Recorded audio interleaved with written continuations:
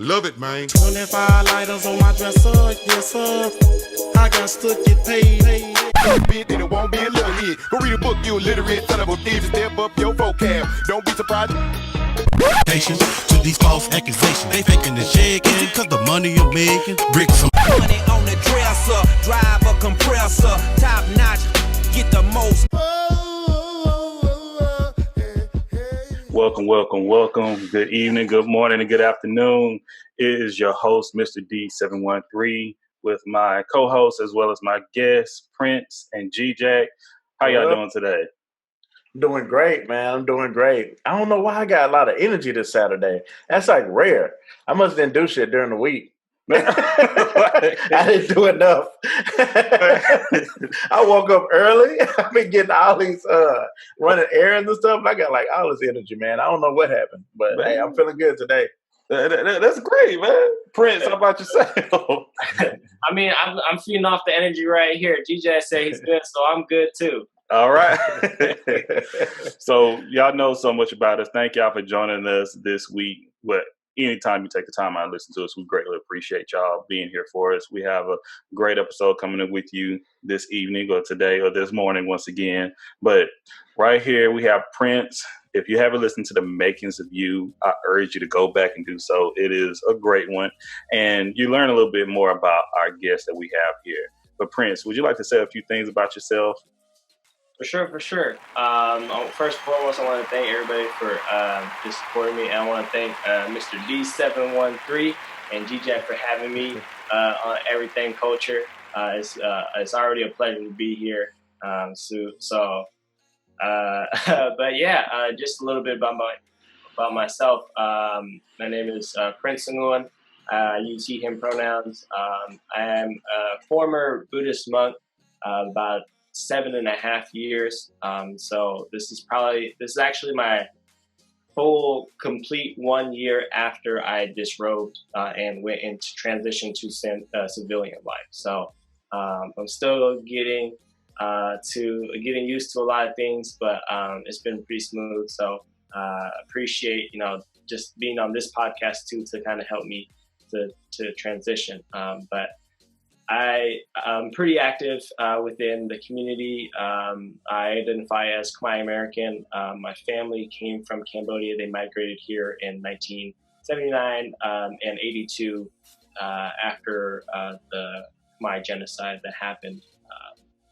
And so my family kind of moved here, and then my parents had all of my siblings and I, and I just grew up in this environment, learning about both cultures and all the other cultures around us. So a lot of cultural influence from all over the place. Wow, man, That's pretty interesting. That's a lot, man. Talk about it, baby. You feel me? I love it. That's what I really. Too much. This is what we're here for on Everything Culture. This is what we're here for. And man, can you go? You're like, knowing you, we know each other through work, okay? Right. And once again, I've been in Seattle about to make a year next week. Crazy, okay? And you and your family and your have welcomed me in just so quickly, and I'm like, man, I really appreciate that, man. And like the seeing the cultures, and we shared cultures with one another, and that's one thing I find so beautiful, and what being able to do that, especially here in America, anywhere. But man, it's just, I take pride in that. And then once again, that's what makes me happy. That's what brings me joy, to be honest. And I heard through the grapevine, people talk throughout, Prenz used to be a monk. I'm like, a monk? What? Once again, I've never known anybody personally to be a monk. And by you even looking so young, I'm not even sharing your age, man, but just looking so young, I'm like, okay, cool. Like, how, I've always been in my mind, like, how did you get into this? Like, what made you want to be a monk at such a young age as well? Let me ask a question too. I guess first, for a lot of our listeners who don't disregard know, mine. Go ahead. who don't know, because this is gonna piggyback off of your question though. I guess first, if you can explain what is a monk to people who don't really know. For sure. So I'll answer GJ's question and I'll go over to yours. So a monk is it can also have a different meaning depending on the religion or the belief system. But in Buddhism, a monk is an individual who basically is seen as a belief leader, like an individual to lead and continue the practices and teachings of Buddha himself. So all the teachings that Buddha has created, the monks are, we call them the community of monks, the Sangha, to continue on those teachings and spread that teaching to whomever would like to learn and to practice. So monks, you can really, in my type of Buddhism, which is Theravada Buddhism, monks usually wear kind of a saffron colored robe. And those will pretty much will identify as monks with a saffron colored robe, and their heads are shaved, eyebrows, all the facial hair is shaved. Those are the monks. So it's like just like the movies, kind of. Except we don't fight. So Gotcha. Okay. I mean, as far as the appearance wise, that's what I was thinking. As far as the appearance wise, but yeah, it's pretty much the same. And yeah, that's pretty much it. But we could definitely, explore more about, what that may look like. And of course, there's a lot of different rules that we as monks have to abide by to continue to be pure and be able to pretty much spread Buddhism in the purest form. So yeah. Is when you said it was a terracotta, or can you say that again? Theravada. Theravada. Okay. Yeah. So there's pretty much two types of Buddhism. Theravada, which is the kind of the older form of Buddhism, and then the newer form is Mahayana, and that's more of practice in like the East Asia. But Theravada is more like Southeast Asia. Okay. And then I'm gonna go back to your question. It's kind of a long story, but I'm always happy to share it because not a lot of people really know why I went into becoming a monk. And a lot of people think, especially within my community, so many people think that my parents forced me to become a monk, and that's not true at all. I just want to just squash that right there like that. My parents did not force me at all to become a monk. I will say they were an influence, but they didn't force me to become a monk at all. But when I was younger, my older brother, he was about like 14, 15 years old. And he was a troubled kid. Like he got into a lot of trouble.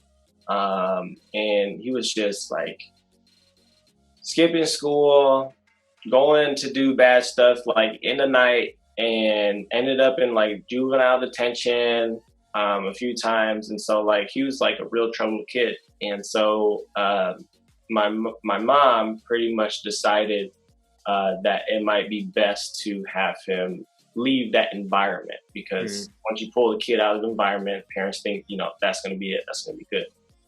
So what ended up happening was that we took a family trip to Cambodia. And my brother became a monk there. And what ended up happening was that we actually left my brother there and took his passport, so he would stay as a monk in the monastery. What? Wow. And he ended up staying there for like 2.5 years. Oh, did he know that though? Was it? So he didn't know he was going to be there. So he knew he was going to be a monk. And I guess my parents told him that, we're going to come back for you in like a couple of weeks after we finish the trip and we'll go home. Yeah. And then like, we just left without him. I bet he like, man, I wish I would have stayed in juvie. Man, I was like, man, hey. So, golly, man, that's tough. Hey, parenting is tough. I like that. I don't know how much trouble he was getting into here in America, but man, once again, y'all go back and listen to the Makers of You with Prenz. But even when he said earlier, his family, I guarantee they sacrificed quite a bit from, coming over here to America, trying to make it here, and to see your oldest, get into the things they were getting into, I understand that outlook. Like, you're not going to do it here. And I believe that, like, we're going to do this for your best, your best interest. It's alternative. It's not that alternative because other people do it too. But it's like, but to take the passport too, like, you can't do nothing right there. That was, okay. So he ended That's up. That's a real punishment. He ended that's a really grounded my ass. Okay, I'm sorry. grounded from like the country. How do you get your from road? life? Like just the country. Yeah. So yeah, he ended up staying there for like 2.5 years, and then he came home as a monk. And like, so I was around that. Like I knew him as a monk, but I didn't know, like, as a kid, I didn't know he was there because he was bad. I just thought, oh, okay, he's there, he's a monk. What's your age difference between you and your brother? So my brother and I probably about like 10 years apart. Okay. So 10 years apart. No. Yeah, 10. Sorry. 10 years apart. So he was, I always kind of looked up to him. And, even when I was younger too, my family, we grew up in Buddhism. So we always went to monasteries and like that. So my parents always took me to the monasteries. They dragged me there. I was just one of those kids that was just sitting in the monasteries, didn't know what I was doing, couldn't understand the language because I didn't speak the language when I was younger. So I was just listening to monks chant. So I was always around monks. I was always around Buddhism. So that also played a part in my influence to become a monk. And my brother, my own brother being a monk was another huge influence. And so when I got older to like 6th, 7th grade, 8th grade, about when I was like 11 or 12 years old, I started getting into some trouble. Now, I wasn't to the extent of my brother, but I definitely was getting into some trouble. You didn't have to take any trips. No.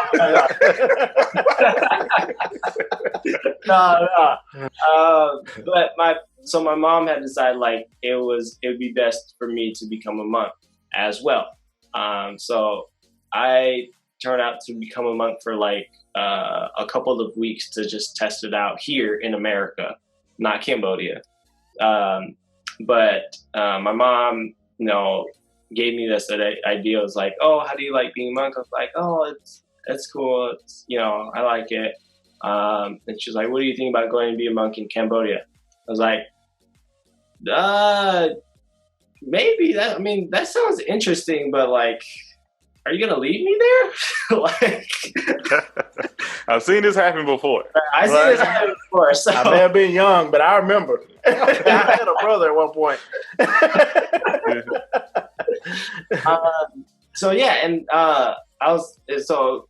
It was a back and forth conversation with my parents and I for the next couple of months. And then, we took a family trip to Cambodia in 2012, April of 2012. And I made the decision that, I would, be happy to become a monk in Cambodia for spring break and then come back. I was in 8th grade at the time.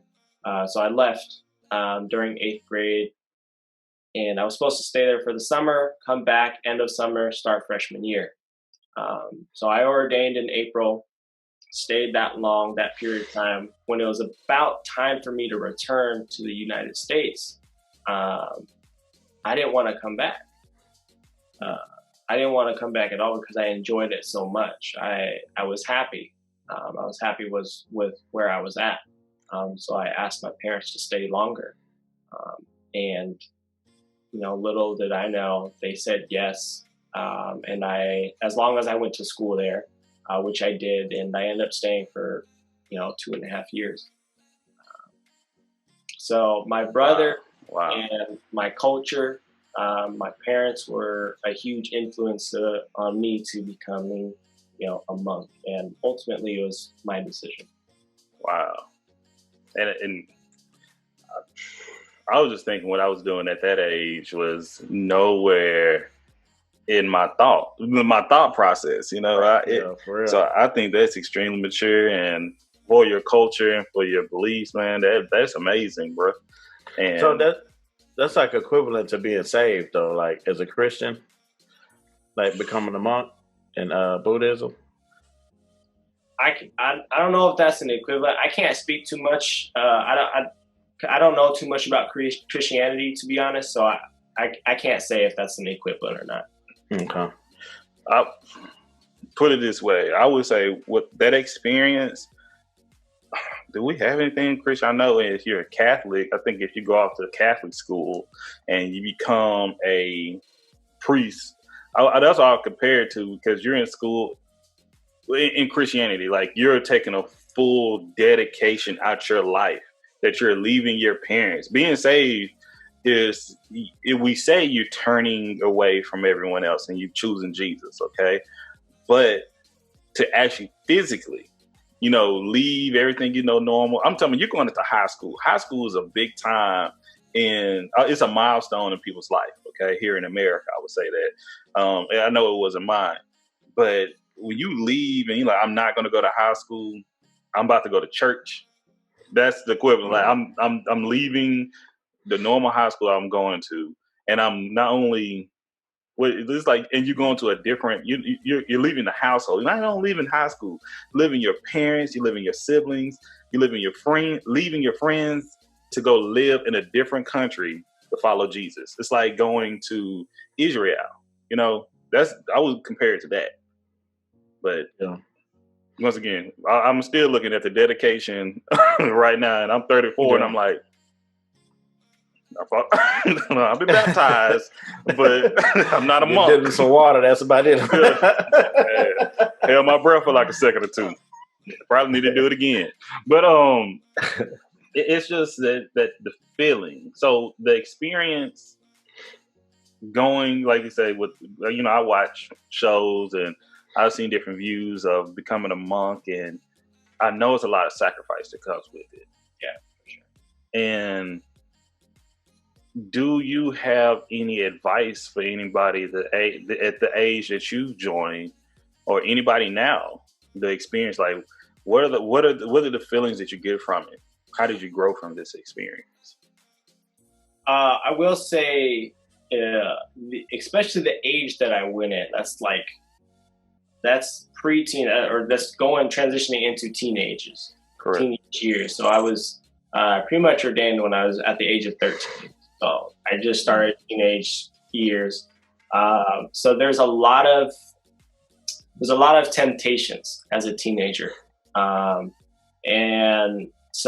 especially at that time, it was when phones started to become, and electronics started to become a little bit more popular, where, iPhones were coming out, and, the newest electronics were coming out and stuff like that. So for me as a teenager, there was a lot of temptations that I had to overcome, especially, being a monk, because we have so many rules. But I think my biggest advice to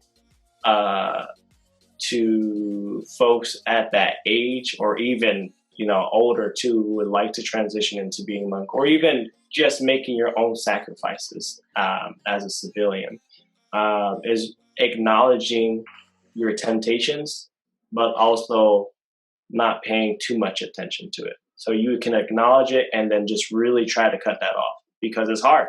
Like, you really have to think, oh, do I need this? Do I really want this? Is this going to really make me happy?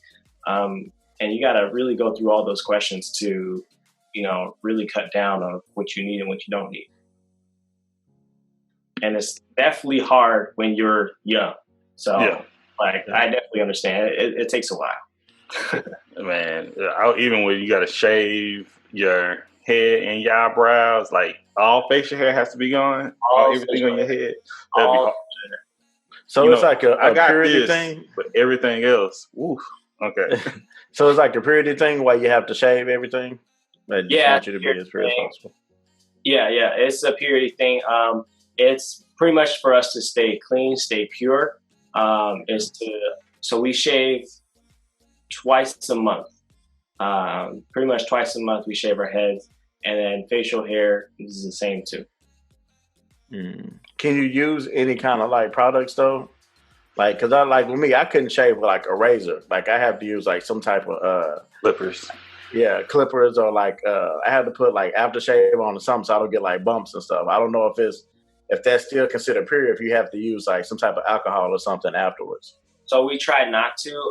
Everything is tried to be as natural as possible.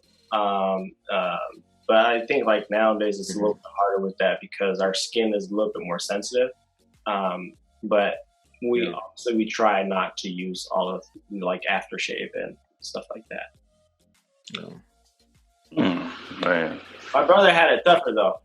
When he was shaving his head, I remember watching him. They were shaving his head with like a kitchen knife. Oh shit! Yeah. So like they didn't have razors back then. It was just they were shaving heads with kitchen knives. What you mean? They didn't have razors back then. Like, they just chose not to use razors, or it's like it wasn't accessible for where he was at. It was the countryside. So oh man, so they didn't have those resources. And GJ, you had a question, but I have a question right after that. Go ahead. You go ahead with your question. When you were just talking about with resources, what was the temple life like? Like, was it like the bed and the room you have now here at your home that you're in now? Or was it a little bit different? Was it like you sleep where you can sleep? And because you find it's sacrifice at the end of the day. I can't speak for what my brother's experience was, but for me, I had a wooden bed and with no mattress or nothing like that. So it was just basically a wooden bed. And it's just like the frame. Like there's nothing else on it. And it's just a wooden bed without a mattress. Sometimes I'd sleep on like tile floors. That's pretty much it. Yeah, so monks aren't allowed to sleep on like higher beds also. So either sleeping on the floor or just sleeping on pretty much hard surfaces. What's the reason for that? Is it just be close to the earth, or it's one of our rules that we have to abide by. Okay. Yeah. So y'all just do you have to wake up at a certain time, or like is it like a certain amount of sleep you have to get, or what? Yeah, so we wake up around 4 in the morning. So we wake up at 4 in the morning. We do meditation. We do kind of daily chantings, or resuscitation. And that's in the morning, right before breakfast. And then we have a period before breakfast that we, can freshen up and then go to breakfast and then go to school right after. Oh, okay. I guess that's the life of a monk when you're like a teenager. So I guess as an adult, are they the teachers, or what do you? I'm just trying to think what you would do during the day. Sure. So most of us are in school during the day. So we have a set time that we go to school, and then we also have a set time that we go to ceremonies. So we can go to people's houses, or it could be a funeral, or it could be a wedding, just various occasions that people invite us to. And that's pretty much throughout the day, and also in the evening time too. So, but otherwise we're in school, doing work around the monastery, cleaning up, keeping everything neat and tidy. So can you be married as a monk though? No. So in Theravada Buddhism, monks are not allowed to get married, and we're not allowed to have physical contact with women. Is there a reason behind it? Like purity? Yeah. Well, I know that, but I mean, I guess, I don't know. I'm just thinking like other religions and stuff, like it's like you want to find a wife or like someone to make you whole. Now the relationship with the husband and wife may be different, but not as a priest. So as a Buddhist monk, the reason why is that because if you were to have, for instance, if you were to have a wife and you were able to have a family, it would take, the belief behind that is, it would kind of slow your process of becoming enlightened. I got you. And that's why monks are, not allowed to get married, have kids, or anything like that, and really actually be distant with family too, and see them just as human beings and not just family. It's really, help that process faster process to become enlightened. So since you and your brother both went through it, do y'all have a pretty good relationship now? Yeah, we do. We have a really tight relationship with each other, and it's I'm beyond grateful for those experiences, because that has really kind of pulled our family together. Not to say that our family was apart, but yeah, it just made you tighter, for sure, made you closer. Yeah. And I'm just thinking, it just reminds me of nuns. Not that I hate to compare, but it's just when I think of nuns, are women allowed to become monks? And yes. Yeah, for sure. So in Theravada Buddhism, we did have a lineage of female monks. That lineage, what did I say? I forgot the word, but it became distinct a while ago. I can't remember off the top of my head what century that was, but it became extinct in that era, but now people are trying to bring that lineage back. Oh, I became extinct. Oh, wow. Okay. Did I say distinct? I thought you said distinct at first. And I'm like, okay, then you said extinct. I'm like, oh, okay. Well, hopefully they bring it back in for whatever time, and I'll make sure to research more about it as well. But man, and I love how you're saying when GJ even asked about family. When I was able to spend time with you and yours, I'm like, it was family, and it reminded me at home, and celebrating your birthday and things, but it's like I can tell they have a strong knit family they have here. FaceTiming one another, no matter where it's at, a lot of love, laughter, joy. And it just made me think about when you say you came back into your community. So once again, I'm new to Seattle. Once again, thank you for welcoming me. All right. If you go back, just don't listen to any of the previous episodes, like at the end of season 1. Just don't do that. But that's messed up. I was not a fan of Seattle. I was not. Okay. I was like, I got here. I was like, you are now though, right? Yeah, I'm telling you. Getting used to it. I'm getting used to it. It's growing on me. I'm meeting some cool people. At first, it was like people like scared of me and things, and I'm like, what is going on here? And it's like, I didn't see that many. Yeah, and I see that many black people in Seattle, okay? I would see them around Seattle, but in Seattle, I'm like, I'm the only one, beard, and even when I step outside, it's like, I'm cool. What's the problem, But it just seemed like I'm learning more about the community here in Seattle. And I'm in Southeast Seattle. That's where I'm at right now. Yeah. And what you're from here, okay? This is home. Right. Give us some pros and cons. What do you love about the community that we have here in Seattle? One of the biggest things that I really, really love about Seattle is how diverse it is. And this is perfect because, it's everything culture here. And so, right? Exactly. That's why I really love this podcast, and especially the name, because in Seattle, there's, as I mentioned, there's so many different cultures that were around, and especially that I grew up with in my neighborhood too. And so really to see all those cultures blend together and kind of share from one another, that's kind of, in my opinion, what makes Seattle, is the diversity. Not within just cultures, but, within identities and just everything. Well, that's culture within itself. Like right. When people say culture, we think of usually ethnicity or race.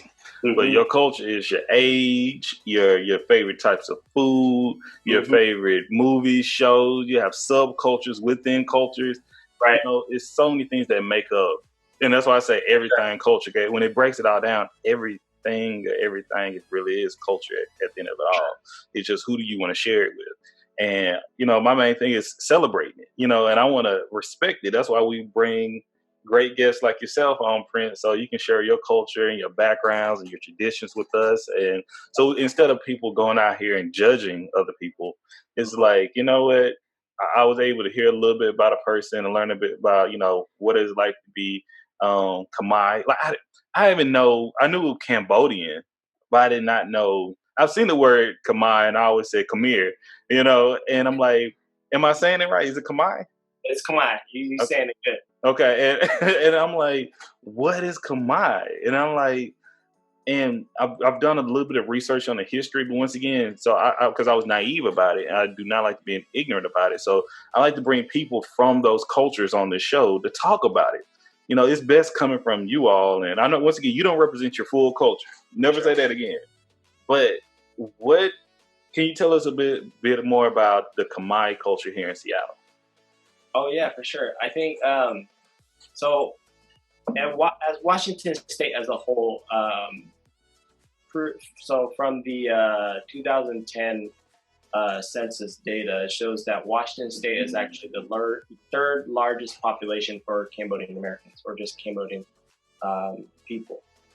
So with that being said, we have so much that is kind of binding us together, especially even when we're, kind of far apart from each other. But the Khmer culture here is, of course, we try to bring as much culture we can from Cambodia, but because we are living in America, we have to kind of mixture with the standards here as well. For instance, like in Cambodia, you would be able to have, ceremonies any given day of the week. But then here in America, you'd have to have ceremonies only on weekends because people work during the week. So that's one thing there. Another thing, if you would hop into like the food category, the food here is not as pure as it would be in Cambodia because we're not able to get the freshest ingredients here. So right. Welcome to America. Right? Because the food obviously is still good, but it wouldn't be as good as it would be with the fresh ingredients because the ingredients that we have to order, we have to order it from, different, countries or different states, and it just wouldn't be good. As good. So doesn't travel with though. Yeah. But yeah, the other aspects of the Khmer culture here. One thing that I really like is a lot of people still love the Khmer culture. The Khmer people still love the Khmer culture, and really try to kind of represent that everywhere they go. And especially for me as a young Khmer American, I try to do that within just myself to remember who I am, where my family comes from, and it's exactly the same reason of why I wear, this scarf, the Khmer, every day. It's just for that reason. Thank you. Okay. I come home and tell my wife, man, my coworker, stay fresh. Like he always wears I'm like, man, thank you for saying that, because that was one of the questions I had, man. I was like, I thought it was just every day you come in with a fashion statement, no matter what, you wham, throw that thing on. And his name, his name is Prenz, but it's spelled differently, and I remember telling him it's smooth, Prenz is smooth, man. He got purple ones too, and I'm like, man, hey, I'm never knocking it, man. I'm like, what do you call it again? Can you say it again for us? So it's called Kamae. Kamae. Yeah, just like that, and it's a Kamae scarf. We have different types of it, so it doesn't just come in this form. We have much larger forms, and people use it for many things. You can use it to shower with. You can use it as a towel. You can use it as a blanket, as a grocery bag, as a fashion statement. It's used in a lot of our dances too. It's used for everything. Good man. Okay. But it also, I guess it's a way for you to distinguish other people from Cambodia, right? Like, I guess from your culture, if they for sure.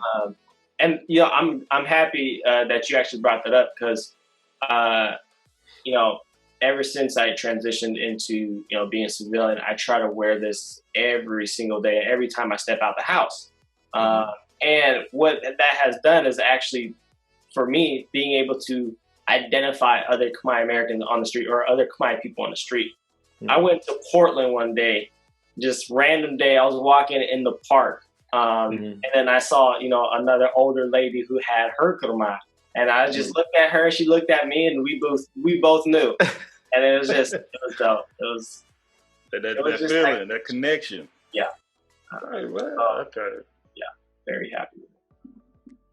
That's good. I'm glad you really explain about your culture and different things, because a lot of people would think that kind of I guess if we were to go, well, this would be a bad example, me and Brandon, but if a white person was to go to Africa or somewhere in Europe or something, they would just think that, all right, they're just Americans, and kind of the same way when Asians are in America, we just kind of feel like, all right, everybody's just Asian. Well, technically it is Asian, but I mean, they mix it up and be like, well, they're Chinese or whatever, or they're Vietnamese, or they just assume what it is.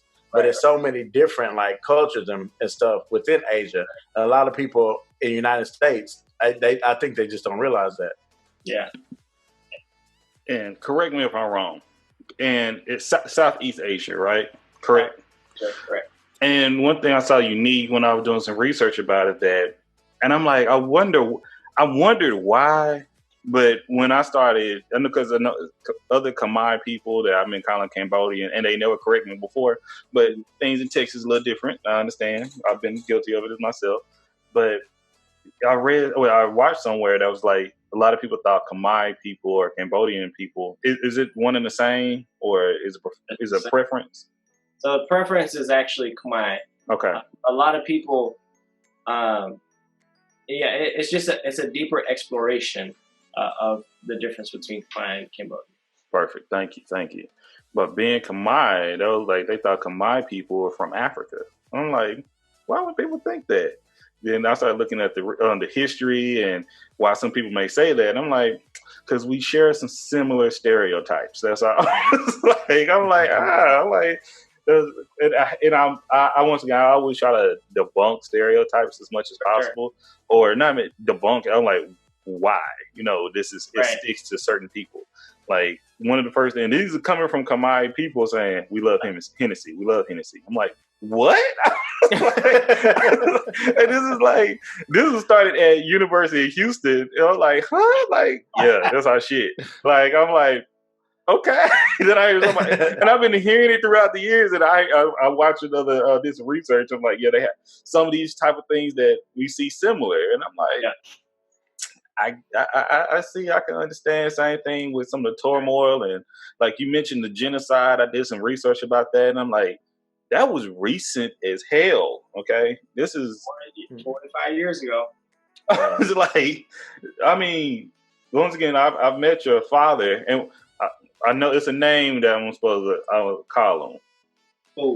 Pooh. I met. Yeah. I met your. Do I call it your Pooh or Pooh? Because it's a Pooh in different household, right? Yeah. So and I'm like, man, I would love to talk to him too. Because I guarantee he has a different story that you have. Oh yeah, for sure. But I think it's beautiful because it makes him who he is and who we are and will continue to be. But it's just, man, once again, I'm just always at awe when I'm able to share and hear and learn someone else's culture. But that's something to me, and hopefully our listeners feel the same way. But I know something that's big with you that I pay attention to is your skills and your art in photography. Thank you. Man, what brought you into picking up a camera and catching the beauty in things?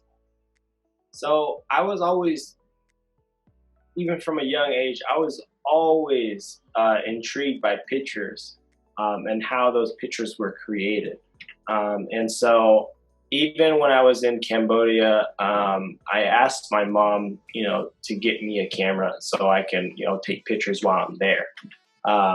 But she got me this little handheld camcorder thing that could take videos and pictures, but it was a really crappy quality. But I was still, grateful for it, and I took pictures off of that. It wasn't the greatest pictures, but it was pictures.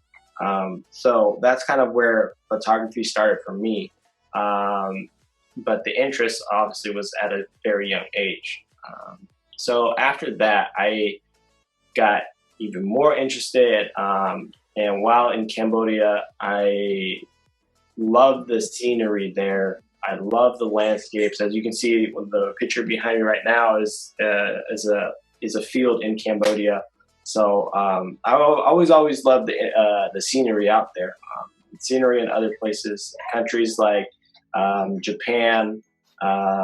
Japan has beautiful scenery there. Bali and Indonesia loves, Hawaii. I've always loved sceneries, and I've always loved how people react to different things, and I always wanted to capture that. So, and I believe it was like 2013 that I purchased my first camera, and it was a DSLR from Nikon, and I just started shooting with that, and I just started pressing buttons and just taking pictures, snapping pictures. I was still on auto, so I didn't know how to use it or anything, but like I liked it. It felt good. Like it felt like it was meant to be in my hand, and I just kept taking pictures. Then I took that camera with me on a trip to India in 2014, and took some, really nice pictures there. And that's where I kind of caught on to photography and explored cameras more.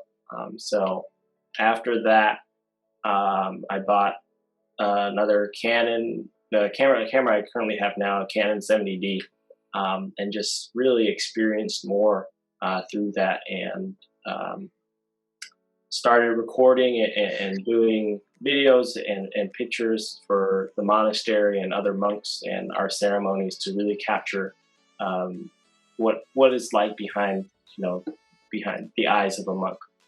So, yeah. Okay.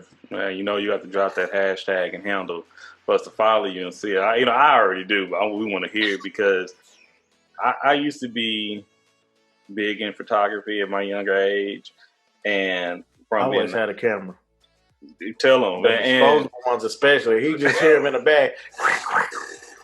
Like, all right, Brandon in the room. He may be a little bit too young to remember that, but I don't know. Like, man, no, I definitely remember the disposable ones. Those are actually really awesome, because like you don't have to do anything. You just wind it and click. Yeah, and it's good quality. And I used to work at a photo lab at Eckert's and CBS. That I worked with there for years, and my passion behind photography, and I'm trying to get back into it. I think I've told you a little bit about it. I'm looking for a camera. I want to find that camera that's just right for me, not only for, what we do here at Everything Culture, because I'm trying to do the same thing. I'm trying to capture cultures in their light and be respectful of it, and so people can share it if they choose to share it. But when I say with G-Jack and the rest of my peers growing up, I took pictures because memories are forever. It's hard for me sometimes to delete pictures out my phone, and like I lost a lot of people in life, and I'm like, man, you always gonna have that picture. I even keep voicemails now. When people leave me a voicemail, I keep it, because you don't know when you can go back and listen to their voice, or you can go and watch a video, or you see a picture. I just think that's great. And like, I got so many pictures on Facebook. I see other people sharing them, and I'm like, I took that photo. They don't even know it. It's been shared so many times, but I took that photo. It meant something. And even G-Jack and my other friends are like, damn, can you stop taking pictures all the time? I'm like, y'all gonna thank me one day for this. I said out sound like my mama. Y'all gonna thank my mama. I always taking pictures too. So man, because for real, not trying to get too emotional here, but like, man, my aunt sent me a picture of my mom yesterday. My mom passed when I was like 14 years old. And it was like from her, man, it was when she was in the 4th grade, but she sent it to her sisters. And she was like, hey, I'm sending this to y'all, so when I'm gone, you'll remember me. And I'm like, damn. And that's been my logic behind pictures this whole time as well. So I'm like, keep going, keep doing what you're doing. Like photography, like same thing with artists. People used to paint. Though these are new ways we can do so. Even though we live in a society and a culture now where selfies are big, just consistent pictures are being taken and videos being taken. Even videos are saving people's lives right now. But bringing an art to it, it's such a great thing, man. So keep that rolling. It really is. Thank you. I think like photography is really huge, and it just for everything you just mentioned, like it's there for those reasons. You got to be able to utilize it the way it's supposed to be, and you'll never regret it. So yes, man. So I'm gonna make sure, and we're gonna bring you back on because you have a partner that come from the other side of photography as well, and I'm loving this team right here. we could just go drip y'all with that right there. Yeah, for sure. I want to ask a question though. So Mr. D713 told me about, I guess when he went to your birthday party, and he said, and this is a real cultural moment. It's a real cultural moment. He said that he was able to teach y'all how to play spades. How was that? Oh yeah. So me personally, I don't play a lot of games, and so I wasn't actually even playing spades with y'all. But it was I was there. I was still there in the circle, everything. But he was teaching my dad and my cousin and her partner as well. And it was just like we play cards, but we have our own cultural game of cards. So we used to playing that. So when he Brandon came over, he said, let's play spades. There was no spades. Like, so he taught us all, and it was just a real good moment. Pooh caught on quick. I'm telling you, and the way we had it set up, I think we were finishing an episode right before I came over to your spot, and y'all said bring games, so I'm gonna bring games, okay? Yeah. And I had dominoes, I had cards, and I think I had something else, but black card revolt. But yeah, it's all the way me, baby. It's all the way me. But so it's playing spades. Like your cousin and her partner were both like they knew how to play. Yeah. They really didn't know how to play. Well, they knew how to play. They knew how to play. They really did. They are the level of my wife and I, like spades in the African American. Oh, we have to do a whole new episode about this too, like the hardest spades play. Because spades in the black community, and it differs because the spectrum of being black. Okay, man, it's a serious game at times. Like it can get real ugly. Like people have been shot over spades game. It's been like I hadn't personally seen it, but I've almost seen my fair share of fights in a spades game, but I hadn't seen anybody get shot yet. Man, I've been threatened to be cut before over spades. Like, and I'm like, and I was young. I'm like, I'm a kid. I'm like 19 years old. You're gonna cut me over spades? And like I learned when I was in college, and then my wife family's big on it. My family's big, and it's a lot of noise talking, and that's why your cousin partner was talking noise, and I'm like, don't do that yet, because you don't know what you're doing. But it's a game you also enjoy, and I tell people, shout out to Leah, take up Space Pod. I'm gonna teach you how to play spades. Like that's the other thing. People always complain, like, and these come from usually black people, that other black people never teach them how to play spades. And that's why I say when I'm like, that's not true. I just taught a whole family how to play spades this weekend. We share that culture, but like you don't want to pay attention because when it comes down to spades and games like this, it's important to have a partner. Your partner is number one. That's what I always say. If you can't trust your partner, it's a problem. So I'm like, and I kind of tease my wife and I tease people like, well, maybe you should step your communication skills up. Maybe that's a problem y'all need to work on. I think that's more. It's not the cards, it's the communication. Because like me and Pooh, it was like, you gotta be cool. He was like, I think so. And it was like, boom, you damn right, Pooh. So, I enjoy it. But y'all connected really good, and communication is there. Man, that's one thing we love. And there's so many small things people may dismiss about other things and cultures. But when we're able to come together and enjoy one another, we can talk about it in a peaceful dialogue and conversation. It's a win-win. Sure. It's just, I wish everybody wouldn't argue so much. It's a time and a place for everything.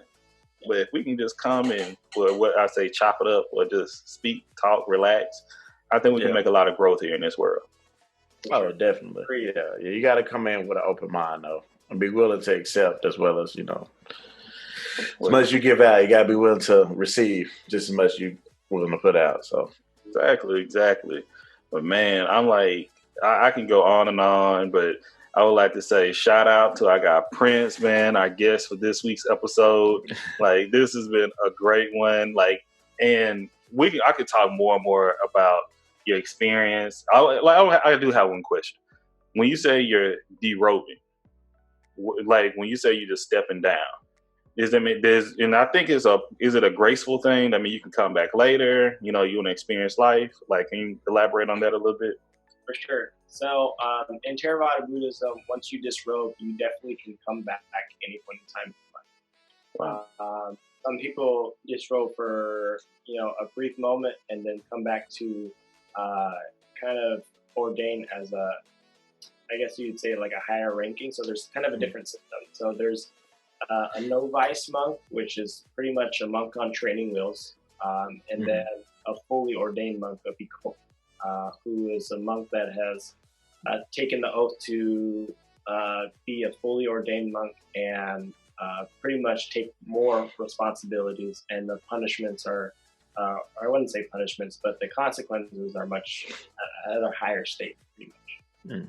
And so some people disrobe as a novice to go into becoming a bhikkhu. So. Okay. Is it many times you need to derobe, or like you get like 2 to 3 times? You pushing it? You can definitely disrobe as many times as you'd like. There has been historical stories about monks that have disrobed 7 or 8 times to come back and become fully enlightened. It really is all your choice. It's one of the things I like about Buddhism is that it's really open. Nothing is forced upon you, and it's just your choice to go upon that. So. But once again, shout out to our guest Prenz. And Prenz, can you give us your hashtags and your handles and all that good stuff where we can find you, man? For sure. So my main handle is just Prenz on both Facebook and Instagram. And you can find my photography on Instagram at @just_Prenz. And that's where I post all my photography stuff. Okay. Man, if you don't mind, you mind if we share some of your stuff on Everything Culture? And sure. Of course, giving you credit to you, man. But we always trying to put our people on, man, because we appreciate what you're doing out here in our communities. And when I say in our communities, I mean our culture of Everything Culture community. DJ? I just want to ask one question though before you go. Yep. All right. I know it's frowned upon, but how much is it frowned upon if someone outside the culture wears one of them scarves? Because I might have to give me one. It's definitely, you know what? It's definitely not frowned upon as long as you, excuse me, wear it the right way. So yeah, unless you're not like misusing it for anything, which is kind of hard because again, this is used for everything. Yeah, definitely not frowned upon, but definitely, reach out to your friends, or I might be able to hook you guys up with one of these. Okay. Okay. We love it. We always return the favors, man. For sure. Okay. And is any color? I see you with the purple ones. So there's a lot of different colors out there. There's just it's just a mixture, and it takes a long time to make. So there's not really any specific color coordination. It's just whatever that they put together. Okay. Do the colors mean anything, or it's just a certain type of? Okay. No, not mean anything unless you want to put meaning to it. So. Okay. G-Jack, what you got for us? Hey man, just follow me on Instagram, G_Jack. That's about it. I'm on Twitter. I'm not sure my name on Twitter. Mr. D713 may know. I don't know. I just created the account and I start following people. he look like a bot. He need to fix his Twitter account. You think he's a bot? He got all those numbers behind his name. Like, I'm trying to change it, man. I can't. I don't know how to do it. You got to show. You got. We're gonna make some time out. I'm gonna walk you through everything, man, and like we can find peace. Okay. Twitter. I keep telling them Twitter's a dangerous place to be sometimes, you know. That's why I just talk. I just look. I don't post nothing. Sometimes that's the best thing to do. Is some days I talk, some days I just get on and I'm like, oh, okay. Because you say the wrong thing, man. You got full strangers coming at your neck. I'm like, what did I do? But as always, y'all can follow us at Everything Culture. You can find us on Facebook. You can find us on Instagram. You can find us on Tumblr. You can go to our website at www.everythingculture.com. You can find us on YouTube. You can find us everywhere. You can listen to a podcast from Spotify, iTunes, SoundCloud, Anchor, Google. Everything. Yeah, everything. I'll say that again. And make sure to follow us on Twitter at Every THG Culture. Our main focus, we want to engage with our audience and engage with our community. We want to learn more from one another so we can grow with each other. So, as always, once again, thank you, Prenz. Thank you, G-Jack. We look forward to seeing y'all next week again for a new episode. But as the late, great Dr. Martin Luther King said, that he believes that men fear one another. Men hate each other because they fear one another. They fear one another because they don't know one another. And they don't know one another because of segregation. And because of segregation, we have miscommunication. Here in Everything Culture, we try to get to know one another so we can start to love one another and we can bring this world and make it a better place. Thank you all, and peace.